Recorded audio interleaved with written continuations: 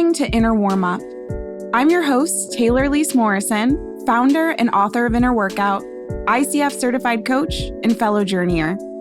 In 2017, I set out to build a life that didn't burn me out, and I found my life's work in the process. On Inner Warmup, we talk about how self-care and inner work show up in your relationships, your career, your schedule, and in the conversations you have with yourself. We get practical, we get nuanced, and we're not afraid to challenge wellness as usual. So take a deep breath and get curious. This is where your inner work begins. Here we are at the end of another season. It's time to wrap up our conversation around support. And something I was really conscious of while putting the season together is that seeking out support can feel intimidating. There are all of these barriers, both real and imagined, that stop us from reaching out to potential support partners. Things like insurance or shame about needing help. And that's why it felt important to start this season by talking to Dr. Xuan Zhao about the value of asking for help.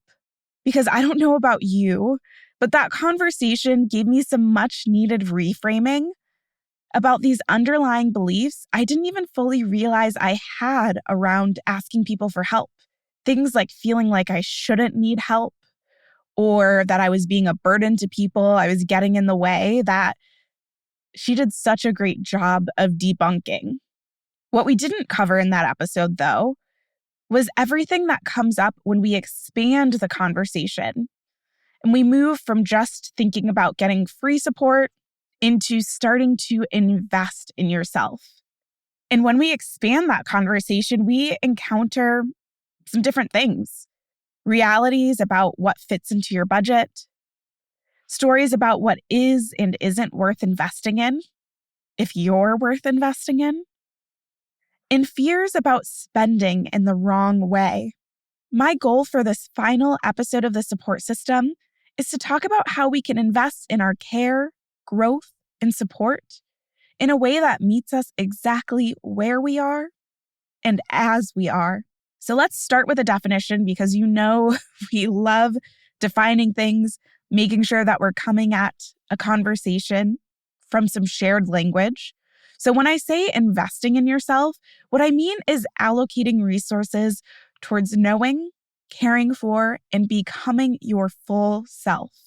The same way that you put money into a retirement account or an investment account with the expectation that it's going to grow, you're taking these actions with the expectation that you'll grow. But you'll notice if you listen to that definition again, that investing in yourself is allocating resources towards knowing, caring for, and becoming your full self. That I just said resources and not money. That's because there are currencies beyond dollars, or whatever currency is local to you, that support our growth. When I personally think about this idea of investing in ourselves or self-investment, there are three currencies that come to mind: time, money, and energy. Let's talk through each of those currencies. So time is what you are investing in right now. This podcast doesn't cost you a thing monetarily. I don't charge you for a subscription. But what it does cost you is time that you could have potentially spent doing something else. Even if you're like me and you like to multitask while listening to podcasts, you could have been multitasking your dishwashing by talking to, calling your mom, or watching a YouTube video, or just being alone with your thoughts. You invested time by being here listening to this podcast, which is a good chance for me to just say thank you. Thank you for listening. I don't take that for granted. Let's move into the next form of currency, money. This one is pretty self-explanatory. I'm not going to tell you what money is. I think we've all experienced what money is. What I want to lean into here, though, is that investing money doesn't have to be this huge thing. It could be as small as chipping in a few dollars for a donation-based yoga class, or it could be as large as spending tens of thousands of dollars to go back to school for a master's degree. Or maybe it's something in between. You have a monthly subscription to the Inner Workout app, or you decide to invest a few $100s in coaching. And then the last currency is energy. And before I get into the idea of energy as currency, I've got a question for you. When's the last time you've been a beginner at something? Just take a second and think about it. For me, I don't have to think that long. I am doing ballet again. It's something that I did growing up. I did it a teeny tiny bit in college again. And then I haven't done ballet for pretty much like a decade since then. It's wild. And so I started dancing again, actually partly because of the series that we did on play, and realized I need more play in my life, and my inner child loved doing ballet. So I decided to get back into it. And even though I'm not completely a beginner, I'm not learning new terminology. I'm learning how to do something that was once familiar in a body that's changed a lot. They say that your body turns over like every 7 years. So I'm doing this in essentially a new body. And both my body and my brain are working double time to memorize the combinations, to remember the little things of, am I using my turnout? What am I doing with my hand? Like these things that just take a lot of brain power because I'm not used to it anymore. None of it's second nature anymore. It's energetically expensive. And for people who are introverts like me, some types of self-investment might be more energetically taxing than others. So that's another shift. Depending on your personality traits, things can be more or less energetically expensive. Energy can be mental energy, like my example with ballet. It could be emotional energy, like the feeling after a therapy or a coaching session that was so powerful, but also really tiring. And if your self-investment involves something in the spiritual space, it might feel like there was some metaphysical energy that you had to expend. And these types of currency, the time, the money, the energy, they're not mutually exclusive. I always like to add that asterisk. I find that our brains, when we start to make categories, it's easy to say, okay, what's the one category that something fits into? But the reality is that two or more of these currencies are typically present. They tend to work in tandem. So we're talking about the idea of investing in ourselves. We're talking about these different currencies. And I feel like I should say that I'm not a financial planner. I'm not someone who's legally trying to give you financial advice. I'm just trying to make a metaphor. I'm probably going with this metaphor a little bit overboard, but thanks for being on the journey with me. What I'll say, though, is that when I've been in conversations with people talking about money and investment, the advice that I've often been given is to diversify my portfolio. It's that age-old advice. Don't have all your eggs in one basket. So with money, that might look like having your checking account. That's where your money gets deposited to, right? Your day-to-day that you're paying for. Hopefully, you're also able to have a savings account, retirement accounts, and investment accounts. And then within those investment accounts, they might be invested in different things. So some might be in the S&P 500, some are in mutual funds, maybe you like to dabble a little bit in crypto or put a little in crowd fundraising sites so you're able to invest in a small way in startups. There are all these different ways that you can invest your money. And the same is true for investing in ourselves. And not unlike what we talk about when we're having conversations around self-care at Inner Workout, the goal with all of this is to find the balance that works for us. So if we are investing these currencies of time, money, and energy, it kind of begs the question, okay, so what exactly are we investing in? And as I already said, because I'm just going all in on this finance metaphor, we're going to call the things that we're investing in investment vehicles. And so for investing in yourself, the vehicles that I want to explore right now are consumption, DIY, and co-creation. So let's start with consumption. Think books, Side note, we had a lot of great book recommendations from guests this season that you could use as a jumping off point for some of the topics that they introduced. Other things related to consumption could be podcasts like this one, as well as masterclasses. When we think about the currencies that we're investing in consumption, we know that the time investment tends to be higher. The money and energy investment tend to be lower. Like I said earlier, podcasts tend to be free. Books you can get from the library. And energetically, it's a little bit lower because it's relatively passive. You're receiving information, and you may or may not be integrating it or applying it when you're using consumption, when you're investing in consumption. The next category that we have is DIY. So examples in this category could be like a self-paced course that you're taking. Workbooks also fall into this category. The time investment here is still on the higher end. You are reading the thing, you are doing the exercises, you're answering the journaling prompts, whatever might be involved, doing the practice problems. And the money and energy investments are more moderate here. You're probably paying something, whereas with consumption, it could have been for free. And you're putting a little bit more energy in as well, because it's not just hearing someone talk about the thing. You are now having to do something with that information. You're starting to take action and really engage with the concepts and hopefully starting to apply them. Then finally, we have co-creation. And with co-creation, you are working with someone else. That person could be a coach, a mentor, a practitioner like the ones that we've interviewed this season. You're working with someone who can pair their subject matter expertise with your self-expertise. So it's not that this person is better than you.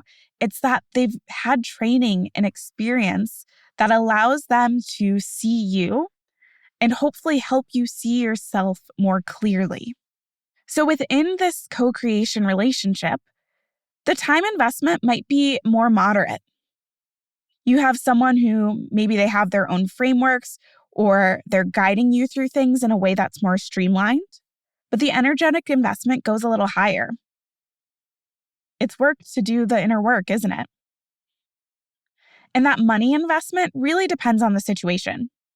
So if it's therapy, maybe you got a grant or your insurance, they subsidize the cost of therapy. So maybe it doesn't have to be exorbitantly expensive for you. You might be paying a coach, or maybe you find a great mentor who's willing to volunteer their time once a month with you for free. So co-creation, just because you're bringing another person in, doesn't automatically mean that you need to be spending a lot of money, but it can mean that you're spending more money. Really just depends on your situation. So consumption, DIY, and co-creation are all valid parts of investing in yourself. There's no hierarchy here. The point isn't to be like, you should only be doing co-creation. That's where you want to go. That's the top of the pyramid. No, these are all valid. To borrow another investment term, what we're working towards here is a balanced portfolio.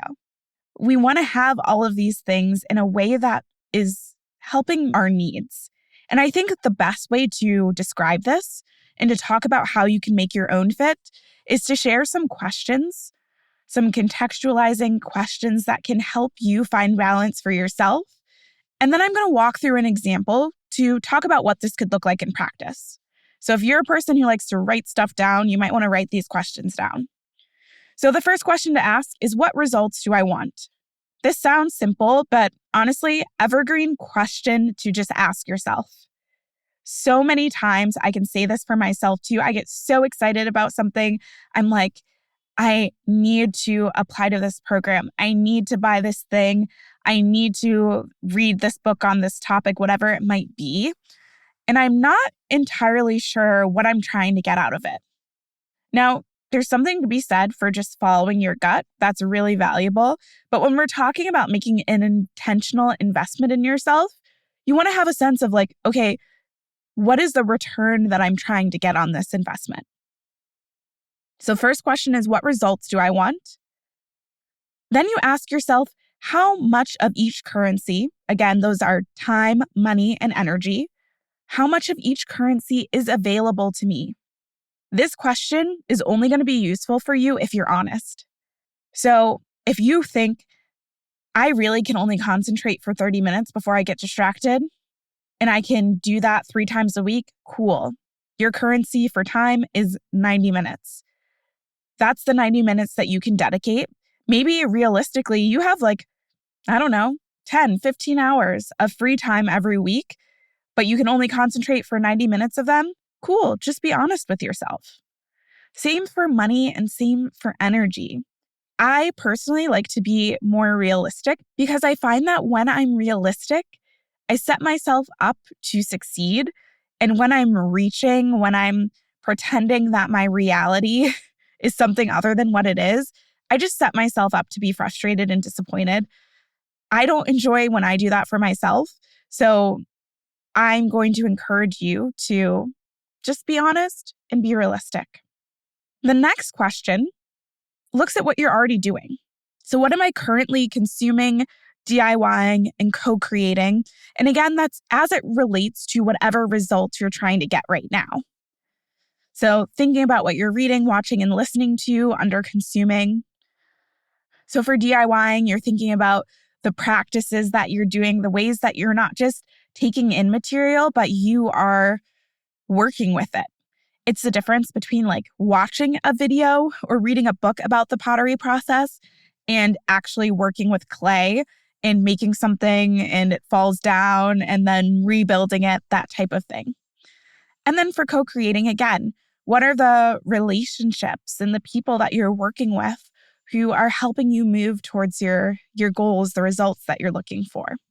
And one more thing to add with that question, what am I currently consuming, DIYing, and co-creating, is to notice if all of your eggs are in one basket.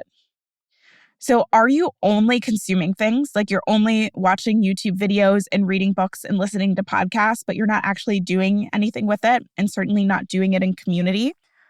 Or are you only kind of co-creating things, but not learning more about yourself or working with the concepts on your own?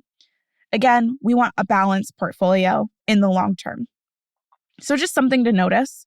It doesn't mean you need to drastically change everything, but if you're seeing that you're weighted in one direction, you might want to have a conversation with yourself about it. And then the last question is, what is the most supportive and accessible way for me to make those results a reality? So supportive and accessible, it really is leaning into what's realistic. What can I do in the short term and potentially for the long term? So if you have a bunch of money in savings, but you know it would stress you out to spend a lot of it on investing in yourself, then don't see that whole chunk of money as your budget. Maybe take 10% of it or whatever feels comfortable for you. You want to understand that, yes, it's good to stretch yourself out of your comfort zone. But if you are trying to cram too much in time-wise, or if you are depleting a lot of energy without having time to restore it, or you're spending more money than you feel comfortable spending, it's going to make it hard for you to realize, to enjoy the investment that you're making in yourself. So we're going to talk through an example. We'll go with each of the questions. So question 1, what results do I want? Let's say that the result that I want is to feel more confident. The next question is how much of each currency is available to me? So I might say, okay, currency-wise, I have a few hours a week. That's my time. I've got $300 set aside that I'm willing to invest. And energy-wise, I have really focused energy, but in short bursts. I can't do a whole day class. Well, I guess I said I only had a few hours a week. So I can't do a 3-hour class. I'm going to be better served to do 3 1-hour chunks or even 6 30-minute chunks. Next question is, what am I currently consuming, DIYing, and co-creating? So in this example, I might already have listened to some audiobooks, or maybe I'm currently listening to some audiobooks. I bought a course, but I haven't actually started it. That's another side note is sometimes we get like the dopamine hit from buying the thing, whether it's the book or the course or whatever it might be.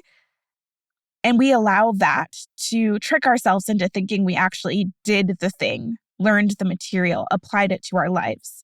So this is super common to be like, yeah, I bought a course. Oh, wait, I didn't actually watch it.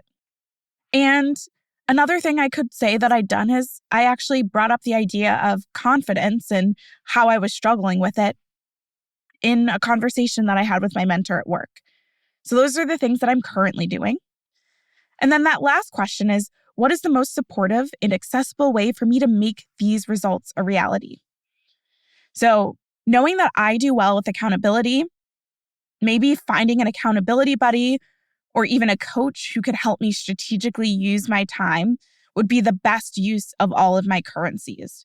So with an accountability buddy, it might be like we meet once a week for coffee and we discuss an article that we each read about being confident, or we talk about where we're struggling to be confident. And then we send each other texts twice a week to see how we are applying whatever came up in our conversation. That's just an example. With a coach, maybe you're meeting with them on a weekly basis and you're uncovering some of where your lack of confidence comes from. And they're giving you homework, things to reflect on and to test out in order for you to build your confidence. So looking at the time, money, energy that I have available to me, those two options are really solid, doable investments that could help me become more confident. So as we wrap up this season on support, I have a few hopes for you.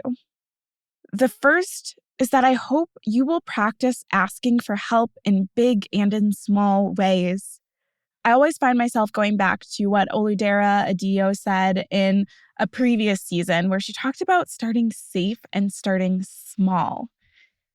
When it comes to asking for help, those little things like, hey, can you help me open this jar?